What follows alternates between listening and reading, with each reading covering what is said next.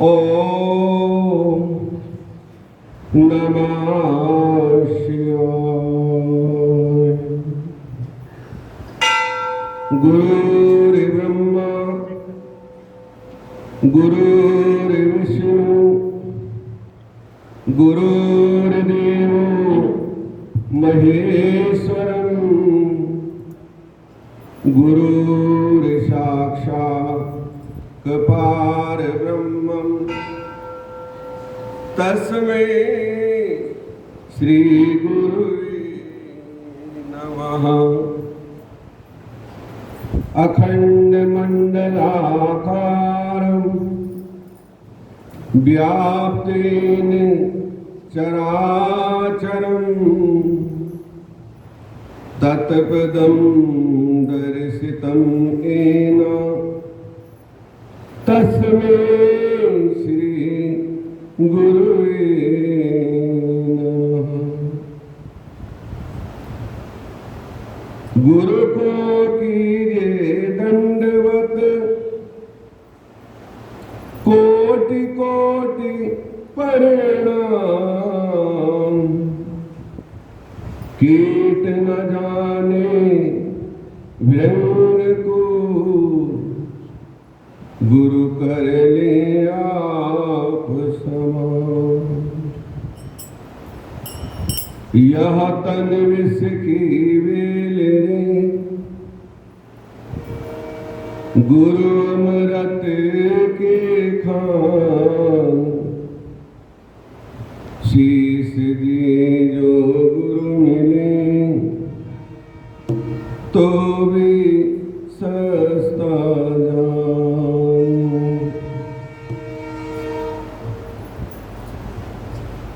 बोले सद्गुरुदेव महाराज की जय। आनंद कंद भगवान की जय। श्यावर रामचंद्र महाराज की जय। बांकी बिहारी लाल की जय। जय जय श्री राधे जय जय श्री राधे जय जय श्री राधे श्याम।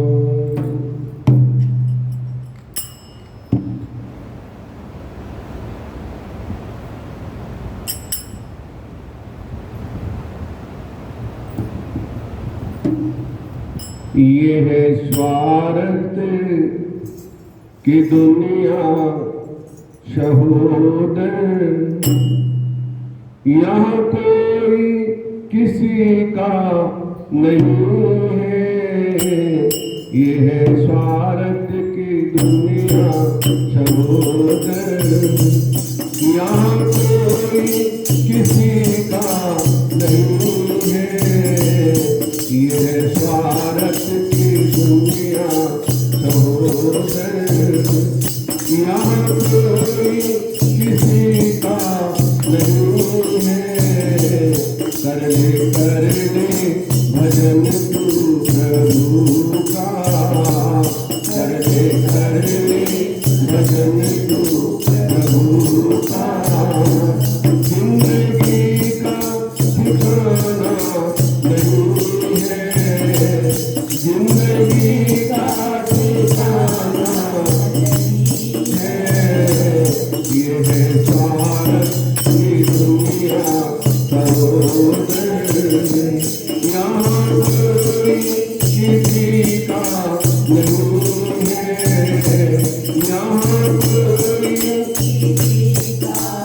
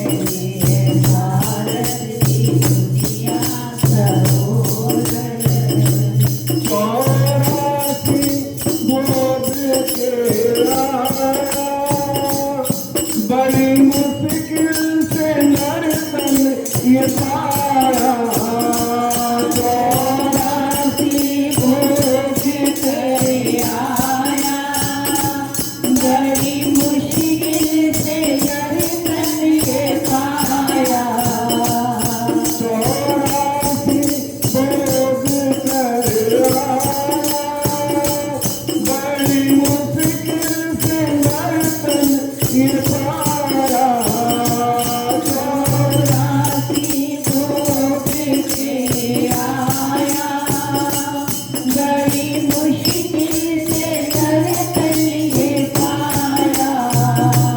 क्यों हरि को तूने बुलाया, क्यों हरि तूने बुलाया, बोल बैठा ये माया में प्रभु को, बोल बैठा है माया में प्रभु को, जो बुलाने के काबिल नहीं है, जो बुलाने के काबिल नहीं है।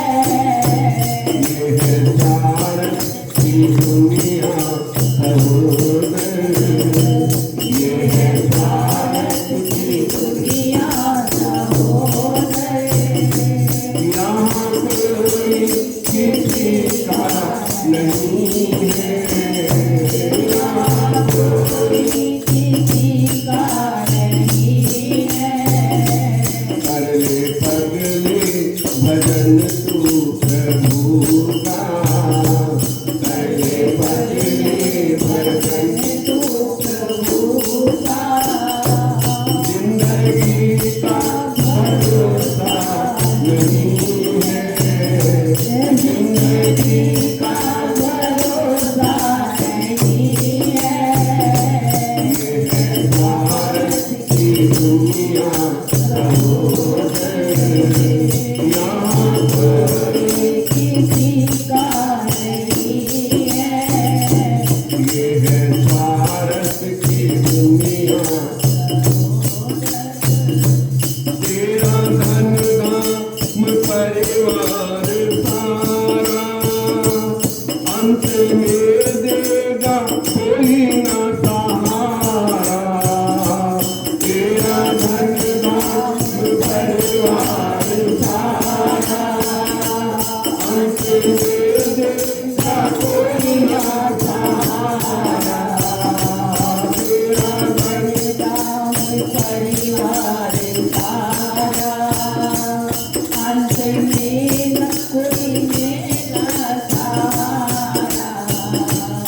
अभी जीवन के साथी है तेरे, अभी जीवन के साथी है तेरे, अभी जीवन के साथी है तेरे, अभी जीवन के साथी है तेरे। अंत में कोई तुम्हारा नहीं है, अंत में कोई तुम्हारा नहीं है, ये है भारत की दुनिया सहोदर, ये है भारत की दुनिया सहोदर, यहाँ कोई किसी का नहीं है। यहाँ कोई किसी का नहीं है, कर ले भजन तू प्रभु का, कर ले भगले भजन तू प्रभु का, जिंदगी का भरोसा नहीं है जिंदगी का भरोसा नहीं है। ये है भारत की दुनिया सहोदर, ये है भारत की दुनिया सहोदर, तेरे सतगुरु देव पुकारे, आचरण में श्री हिम्मत न हारे, तेरे सतगुरु देव पुकारे, आचरण में श्री हिम्मत न हारे,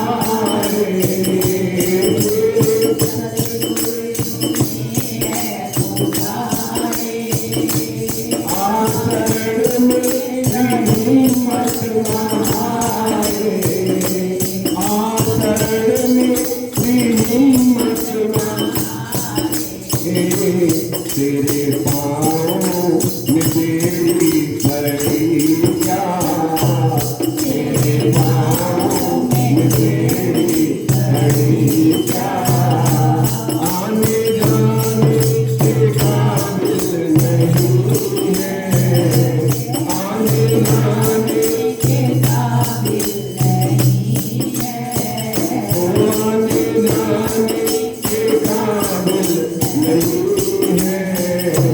ये है स्वार्थ की दुनिया सहोदर, यहाँ कोई किसी का नहीं है, यहाँ कोई किसी का नहीं है, कर ले भजन तू प्रभु का, कर ले भजन तू प्रभु का, जिंदगी का भरोसा नहीं है, जिंदगी का भरोसा नहीं है, ये है स्वार्थ की दुनिया सहोदर, ये है स्वार्थ की।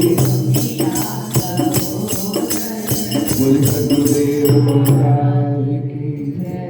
जय श्री राधे, जय जय श्री राधे, जय जय श्री राधे श्याम।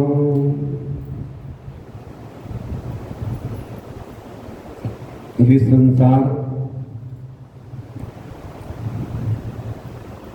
सब स्वार्थ का है। सुर नर मुनि जन की ये रीति, स्वार्थ लाभ करें सब प्रीति। कोई ना कोई स्वार्थ जरूर है, चाहे वो निष्काम हो चाहे सकाम हो, है तो ना। निष्काम स्वार्थ पर स्वार्थ है, और अपना स्वार्थ तो अपना है। अपना उल्लू सीधा कर लेना वो अपस्वार्थ है, और परस्वार्थ करना वो परमार्थ है। भगवान ने दो मार्ग बताए हैं ना, एक हम अपने लिए जीते हैं, एक दूसरों के लिए जीते हैं। तो कौन सा जीना अच्छा है? बोलो। दूसरों के लिए ना, लेकिन हम कहते हैं और जब करेंगे तो बड़ा कठिन है, सहन करना बड़ा मुश्किल है। अपना तो सब कोई सहन कर लेता है, लेकिन औरों को सहन करना, वो कहते हैं बड़े टेढ़े खीर हैं। और उसे जो सहन कर ले तो उस लोक का अधिकारी होता है। तो इसलिए साधु संग प्रीति सबको है। सुर नर जन मुनि की ये रीति, स्वार्थ लाभ करें सब प्रीति। लेकिन उनका स्वार्थ पर स्वार्थ के लिए है। यदि वो कुछ मांग रहे हैं तो पर स्वार्थ के लिए मांग रहे हैं, और हम मांग रहे हैं तो अपने लिए मांग रहे हैं। अंतर इतना है। काहे मांगू नहीं मर जाऊं अपने तन के काज, और पर स्वार्थ के कारण आए न मुहे लाज। उसे काहे के लाज है?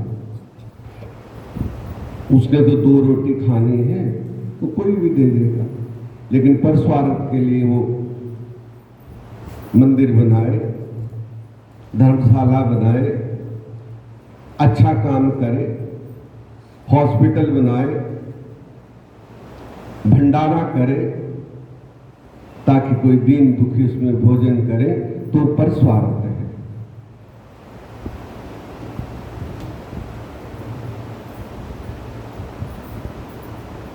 ऐसे भी लोग हैं जिनके घर में चूल्हा तक नहीं जलता है। संसार में बहुत कुछ है, और उनको भोजन मिल जाए तो दुआ देने की जरूरत नहीं है, दुआ खुद निकलती है, आए खुद निकलती है। वो कहने की जरूरत नहीं है। हम अच्छा करें चाहे बुरा करें,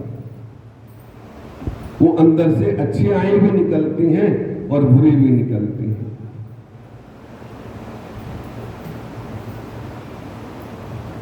वो कहने की जरूरत नहीं है, तो भगवान उसका फल हमें अवश्य देते हैं।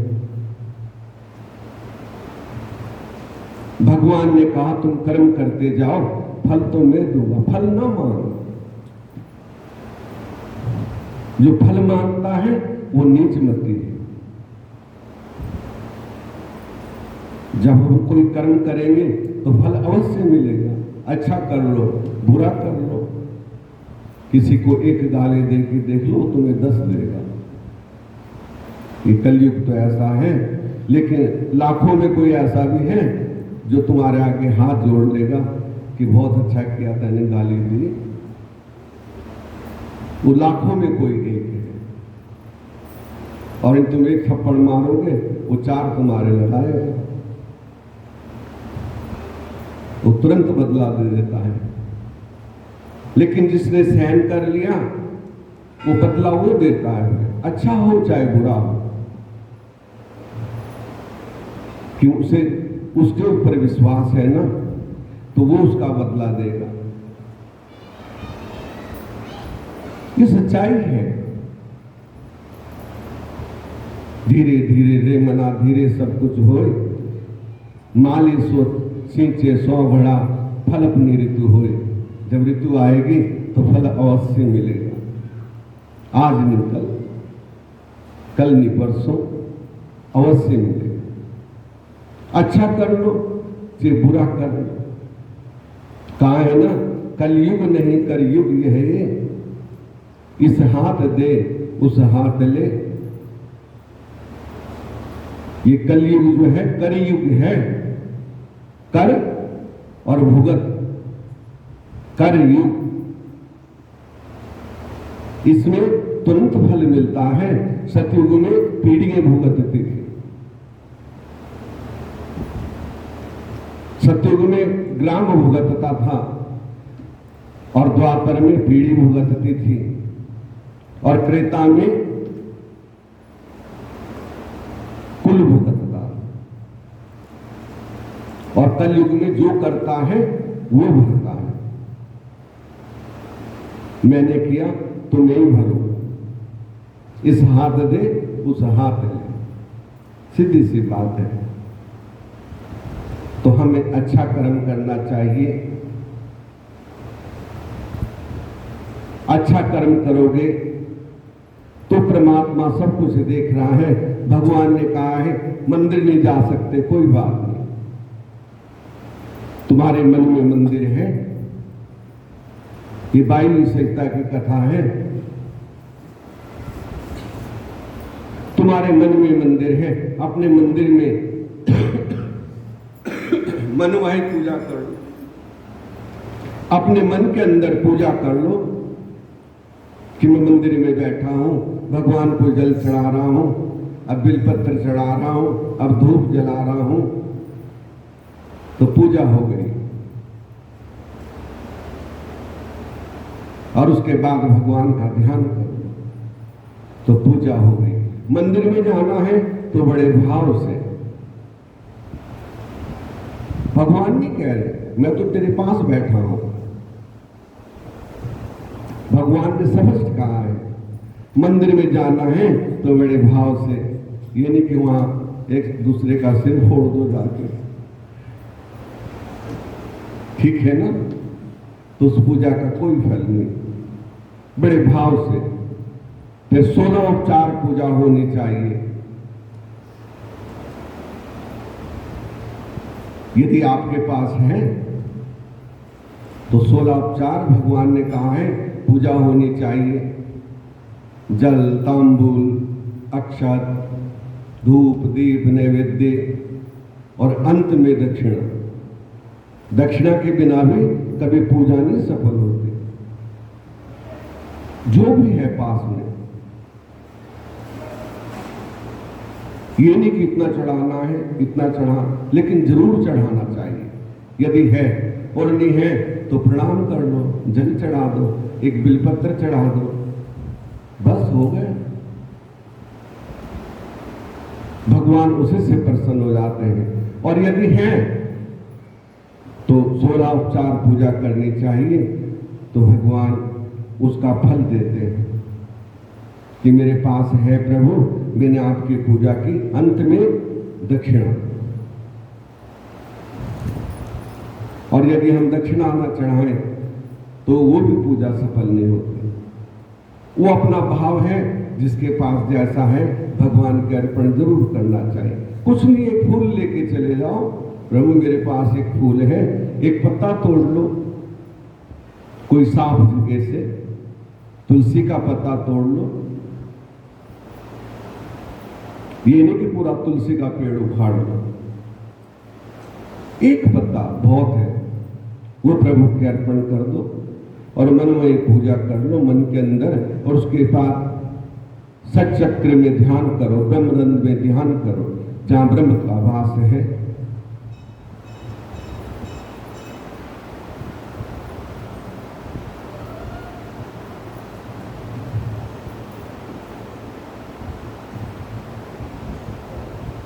उस ब्रह्मरंध्र में उसका ध्यान करो तो भगवान अवश्य दर्शन देंगे। ये सत्य है, कटु सत्य है।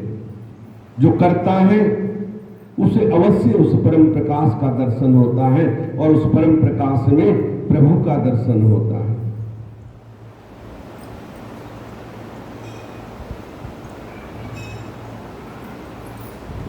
और जब दर्शन हो जाए तो हमारी जन्मों जन्मों की प्यास मिट जाती है। जब जन्मों जन्मों से काय के लिए भटक रहे थे, तो भगवान का जो वास्तविक रूप है वो ज्योति स्वरूप है।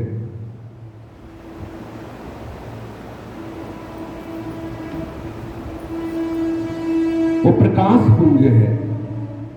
हर धर्म में, कोई भी धर्म ले लो, मुसलमान उसको नूरी इलाही कहते हैं कि वहां नूर ही नूर है। ईसाई उसको डिवाइन लाइट कहते हैं कि वहां इतना प्रकाश है, इतनी लाइट है कि जिसका कोई मुकाबला नहीं कर सकता। उसी को सिखों ने चांदना कहा है। अरे जितने धर्म हैं वो हमारे सनातन धर्म से तो निकले हैं, ये सिर्फ मजहब है, धर्म तो सनातन है। ये मैं नहीं कह रहा हूं, कल को कोई विरोध करने लगे, ये शास्त्र कह रहा है कि धर्म एक ही है, सनातन धर्म। उससे ये मजहब बने हैं। पहले कोई मजहब था? कोई नहीं था,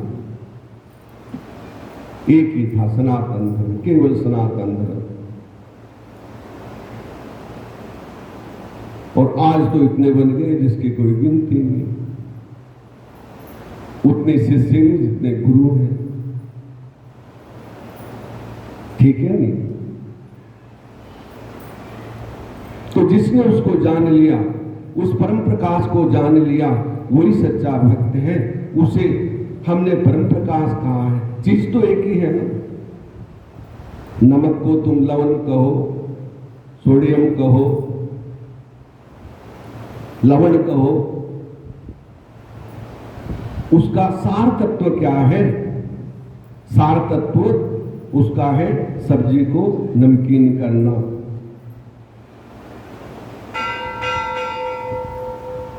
तो ऐसी ज्ञान है, ज्ञान एक है, परमात्मा एक है, लेकिन उससे भिन्न भिन्न ढंग से हम लोग मानते हैं। वो प्रकाश पुंज है, वो ज्योति स्वरूप है। बाहर के लोग भी दर्शन करते हैं, ध्यान करते हैं। विदेशों के लोग, केंद्रित तो ध्यान को करना है ना, हमें अपनी बुद्धि को केंद्रित करना है, सब तरफ से सिकोड़ के यहां मस्तिष्क में लाना है। और मस्तिष्क में उसे भगवान ने कहा है कि अर्जुन, ये मन भाग रहा है, मन के पीछे नहीं जाना है।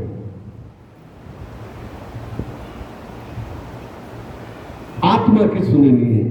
यदि मन हमारा कह रहा हो बड़ी अच्छी चीज है, लेकिन आत्मा अंदर से कहती गलत है, कहती नहीं कहती? बोलो कि नहीं लेनी है। लेकिन मन फिर कहता है चल कोई बात नहीं, लेकिन आत्मा फिर उसे कहती है कि नहीं करना है। तो जो मन के मते ना चालिए, मन के मते हजार, तो मन के मते नहीं चल, मन मत नहीं बनना चाहिए। आत्मा का कहना मानना चाहिए कि हमारी आत्मा अंतर से क्या कह रही है, और जो आत्मा का कहना मानता है तो विषयों से मुड़ जाता है और मुड़ के वो प्रभु की तरफ लग जाता है, और फिर प्रभु उसे शाश्वत बना देते हैं, उसे परम तत्व का ज्ञान करा देते हैं। और जब परम तत्व का ज्ञान हो जाएगा तो उसे परम प्रकाश का दर्शन होता है। लेकिन ये कहना आसान है, करना बड़ा कठिन है, करना पड़ेगा। अब भोजन कहना तो आसान है, लेकिन भोजन खाने के लिए मेहनत तो करनी पड़ेगी ना।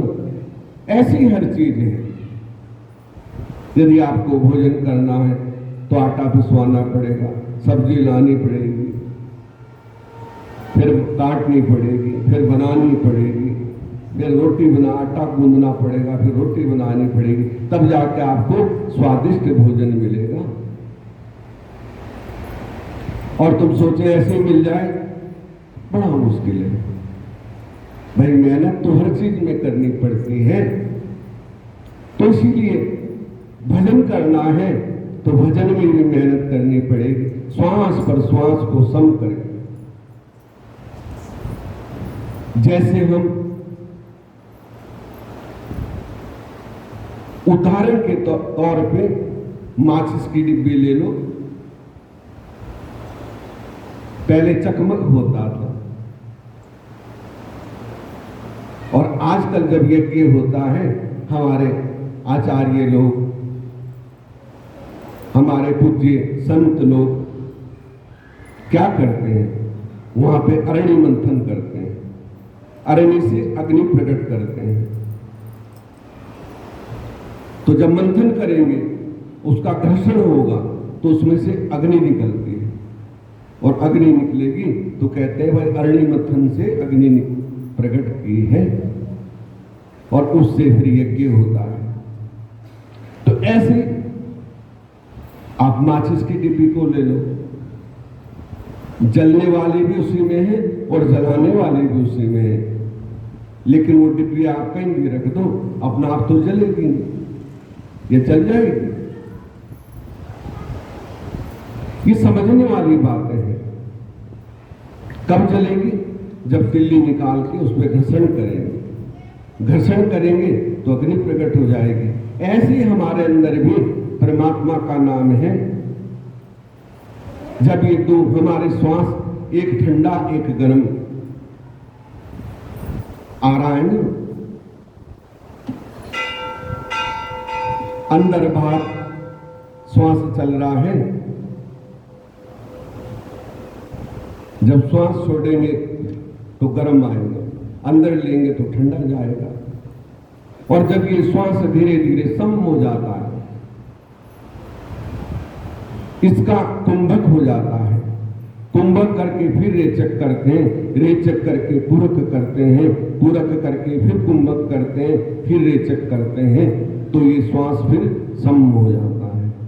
जब सम हो जाएगा तो हमारे सारे द्वार खुल जाते हैं, सट चक्र इसके अंदर है शरीर के, वो सातों चक्र खुल जाते हैं, और फिर ब्रह्मरंध्र में हमारे वो ज्योति प्रकट होने लगती है। ऐसे जब श्वास सम हो जाएगा ना, और नाम का घर्षण होगा अंदर, तो फिर प्रकाश निकलने लगा, जैसे अग्नि प्रकट होती है तो फिर प्रकाश पुंज प्रकट होने लगता है, और धीरे धीरे वो चंद्रमा सा आकार बन जाता है। ये कहने की बात नहीं है, करके देखो, यदि ना हो तो तब मुझे कहना, लेकिन अभ्यास करना पड़ेगा। और फिर वो सूर्य जैसा, तारों जैसा, कभी बादल जैसा, ऐसा हमारे अंदर होने लगता है। और जब वो शाश्वत एकदम निर्मल चंद्रमा की तरह हो जाए तो उसमें अपने सतगुरु का दर्शन होता है। सबसे पहले जो सच्चे गुरु हैं, जिन्होंने हमें ज्ञान दिया है, उनका दर्शन होता है। ये बहुत परे की बात है।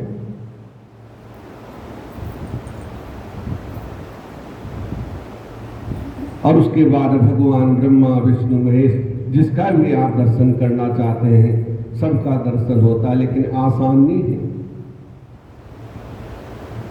कहने से नहीं होगा, करने से होगा। अभ्यास जब करेंगे, एकांत में बैठ के मन हमारा एकाग्र हो जाएगा, यहां तक कि इस शरीर का भी हमें भान ना रहे, इस शरीर की भी शुद्ध ना रहे। वो कब होगी? जब हमें सच्चे गुरु मिलते हैं, सच्चे सतगुरु मिलते हैं, उनकी कृपा हमारे ऊपर होती है। गुरु के बिना ज्ञान नहीं होता। इसीलिए गुरु को महान बताया है।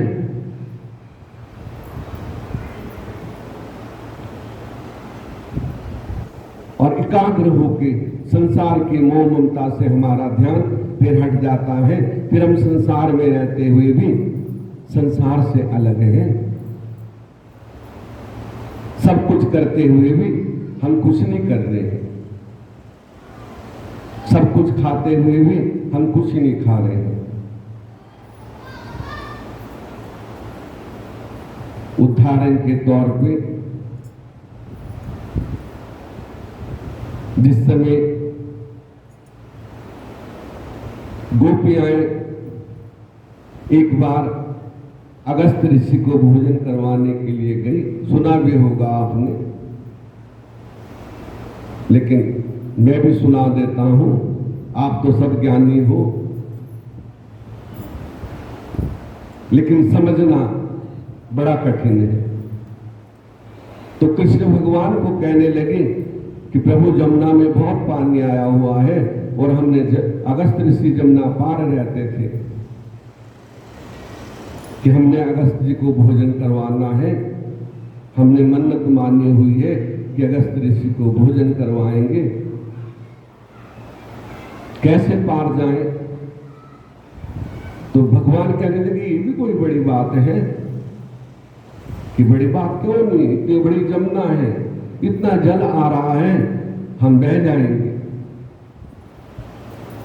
कि कोई नहीं, चिंता न करो। आप जब जमुना पे जाए ना तो कह देना कि कृष्ण यदि आजीवन ब्रह्मचारी हैं, उन्होंने कभी किसी स्त्री को कुदृष्टि से नहीं देखा, तो जमुना माता रास्ता दे दे। तो सोचने लगी, क्योंकि मन का पाप बहुत बड़ा है कि ये सारे दिन तो हमारे पीछे घूमता है और कहता है कि मैंने कभी किसी स्त्री को नहीं देखा। क्योंकि नर रूप लीला थी, वो तो साक्षात परमात्मा है, सच्चिदानंद है। कहा चलो कोई नहीं, बोल देंगे। अब गई तो कहा कि यदि कृष्ण आजीवन ब्रह्मचारी हैं तो जमुना माता हमें रास्ता दे दे। और जमुना ने रास्ता दे दिया, पार चली गई।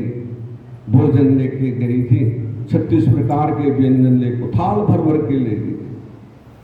एक दो नहीं थी, हजारों में थी। जाके अगस्त ऋषि के पास पहुंची, वो भोजन कर रहे थे। प्रणाम किया कि महाराज, हम आपके लिए भोजन लाए हैं। अगस्त ऋषि सारा भोजन खाए। अब कितना भोजन होगा आप सोच सकते हैं। सारा भोजन खाएंगे। उसके बाद जब चलने लगे तो कहने लगे कि हमने जाना है, जमुना में तो जल बहुत है। तो अगस्त ऋषि कहने लगे कि तुम आई कैसे थी?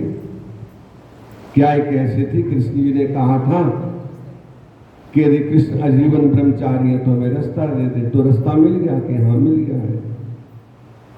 तो कि अब जब जाओगी तो जमुना माता से कहना कि यदि अगस्त ऋषि आजीवन निराहारी है तो जमुना माता रास्ता दे, वो बड़ा फिर उनके मन में संदेह आ गया कि एक कहता है मैं ब्रह्मचारी हूं, सारा भोजन खाएंगे, एक दाना नहीं छोड़ा, और कहते हैं मैं आजीवन निराहारी। चलो कोई बात नहीं, आई तो उन्होंने कहा, वही दोहराया, तो जमुना माता ने रास्ता दे दिया। गोपियां चकित हो गई, भगवान के पास आई, कहने लगी प्रभु ये क्या लीला है, आप कहते हैं मैं आजीवन ब्रह्मचारी हूं, वो कहते हैं मैं आजीवन निराहारी हूं।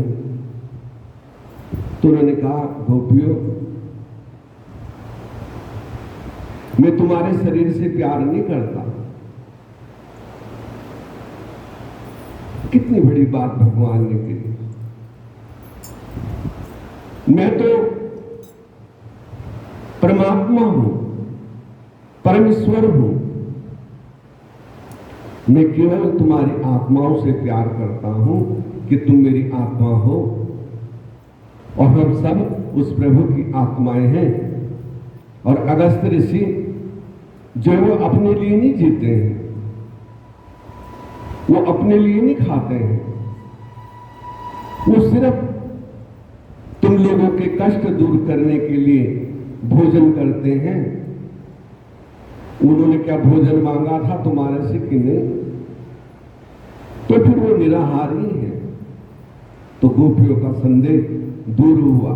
कहने का भावार्थ, परमात्मा हम सबके अंदर विद्यमान है, और ऋषि मुनि जो है वही बात है, वो जो करते हैं पर स्वार्थ के लिए करते हैं, हमारे दुखों को हरण करने के लिए करते हैं।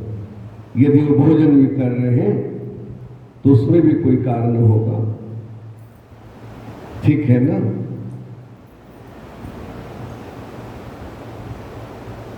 क्यों संत बिटप सरिता गिरिधरणी, परहित इन सबन की करनी। संत बिटप सरिता गिरी इनकी परहित के लिए करनी होती है। वो जो करते हैं परोपकार के लिए करते हैं, लेकिन हम मूर्ख लोग समझ नहीं पाते, क्योंकि हमारे तो माया का चश्मा चढ़ा हुआ है ना। हम तो माया से देखते हैं के लिए कर रहा है, कोई स्वार्थ होगा, लेकिन ये नहीं सोचते कि क्या पता इसमें कुछ परमार्थ भी होगा। लेकिन हमारी बुद्धि वही जाती है, हमारा हिसाब मक्खी की तरह है कि जहां पे जख्म होगा वहीं बैठती है जाके, अच्छी जगह पे नहीं बैठेगी। तो हमारा विचार भी ऐसा ही है कि हम लोग भी उल्टा सोचते हैं, लेकिन होता उसके विपरीत है। तो भगवान ने कहा है भजन करना चाहिए, अपने अंदर उसका ध्यान करो, प्रभु का ध्यान करो तो कल्याण होगा। चिंता नहीं करनी चाहिए, जो मिला है बहुत है, प्रभु का शुक्रिया करो कि आज इस कठिन समय में आप लोग कथा सुन रहे हो, ये कृपा कोई कम है। और ये लोग देखो कैसे भटक रहे हैं।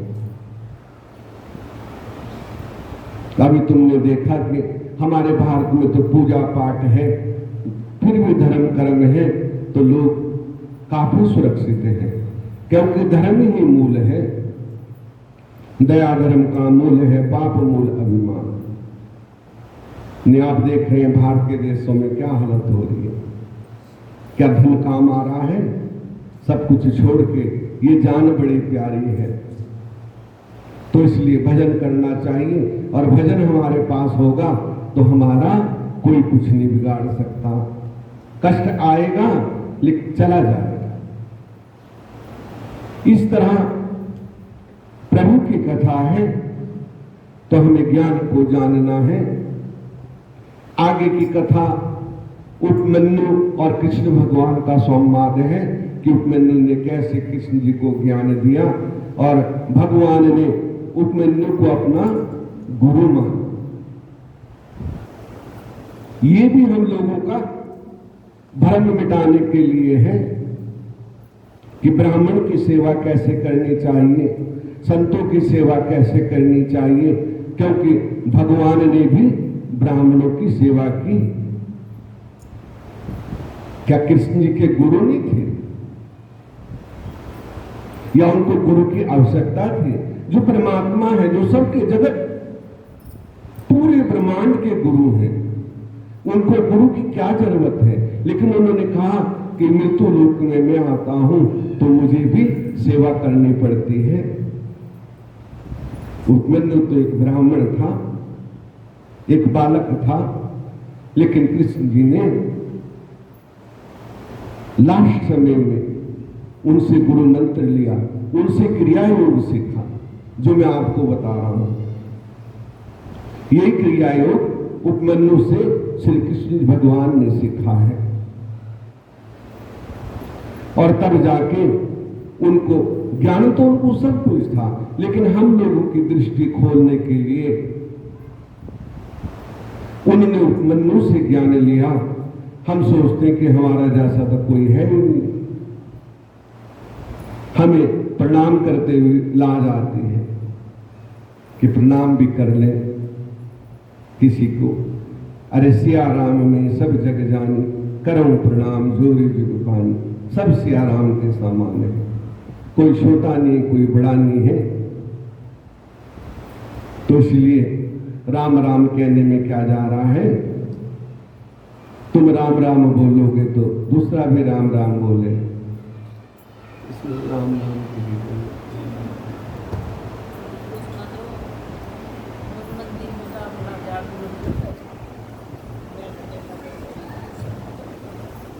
तो राम का नाम लेने से क्या जाता है? इसलिए तुम राम राम करोगे, दूसरा भी राम राम करेगा। यदि बोलेगा नहीं तो सिर तो झुकाएगा, ठीक है ना? अब सुबह हमारी माताएं आती हैं मंदिर में, जो प्रातः काल आती हैं, बहुत अच्छा है। अब उस समय हम लोग पूजा करते हैं, तो जब तक पूजा नहीं होती, ठाकुर जी को स्नान नहीं करवाते, तो हमारा थोड़ा सा नियम है, और से तो कोई बात नहीं है, लेकिन तब तक हम किसी को स्पर्श नहीं करते। अब बहुत सी माताएं सोचते हैं, वो पैर छूने आते हैं तो मैं पीछे हट जाता हूं, तो सोचती है पंडित जी की पता नहीं क्यों नहीं पैर छूने दे रहे। उसका रीजन ये है कि उतने तक हम, और करना भी नहीं चाहिए, पहले ठाकुर जी को स्पर्श करो। भाई ठाकुर जी को हम स्नान करवाएंगे, उनको चंदन लगाएंगे, भोग लगाएंगे, तभी तो आशीर्वाद देने लायक होंगे। और हम आशीर्वाद देने लग जाएं, ठाकुर जी बैठे हैं, तो वो गलत है।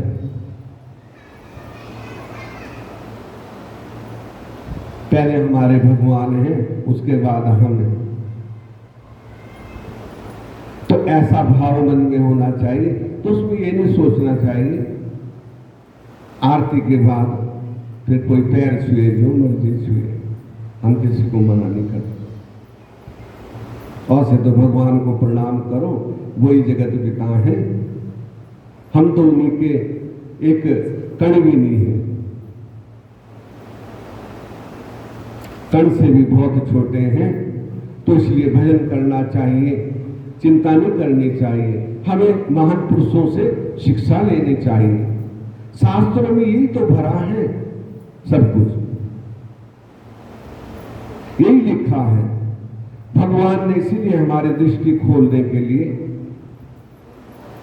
अर्जुन को भगवान ने कहा है कि अर्जुन, यदि मैं भी कर्महीन बन के बैठ जाऊं तो सब कर्म छोड़ देंगे। इसलिए सोना उठना, खाना पीना, देव सेवा, पितृ सेवा, गौ सेवा, ये मुझे भी करनी पड़ती है, ताकि मुझे देख के और लोग भी करें।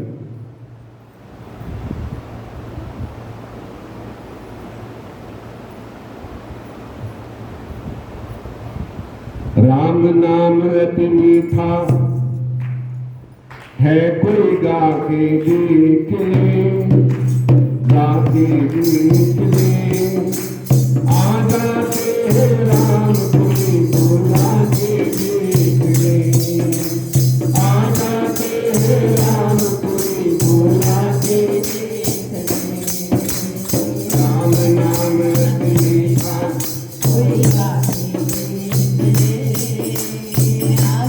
हैं राम कोई बुलाते देखते आ जाते हैं राम कोई बुला के राम नाम मीठा है गुरगा के हरे गुरगा के आ जाते हैं राम कोई बुला के आ जाते हैं राम कोई बुलाते जिस मन में अभिमान बड़ा वो राम कहाँ से आए जिस मन में अभिमान राम कहाँ से आए जिस मन में अभिमान बड़ा वो राम कहाँ से आए जिस मन में अभिमान बड़ा राम कहाँ से आए और मेरा जिस घर में मेहमान कहाँ से आए मेरा जिस घर में मेहमान कहाँ से आए राम नाम की ज्योति को राम नाम की ज्योति को जगा के हरे जगा के आ जाते हैं राम कोई बुला के आ जाते हैं राम कोई बुलाते राम नाम है मीठा हरे राम नाम है मीठा है कोई जाके देख ले आ जाते हैं राम कोई बुलाके देख ले वो आ जाते है राम कोई बुलाके देख ले दिख जाते राम कभी आ जाते ओ कोई बुलाने वाला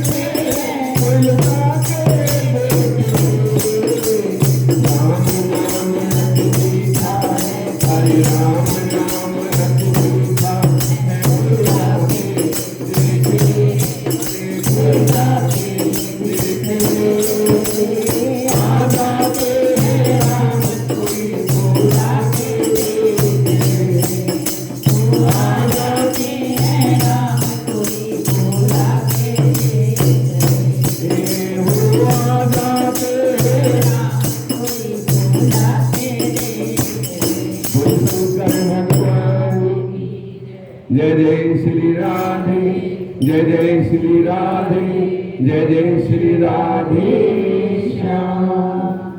हर हर महादेव शंभो काशी,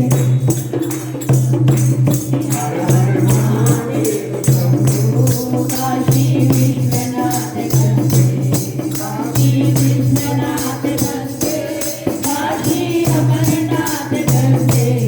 हर हर महादेव शंभो काशी विश्वनाथ गंगे, हर हर महादेव शंभो। काशी विश्वनाथ गंगे। बोल शंकर भगवान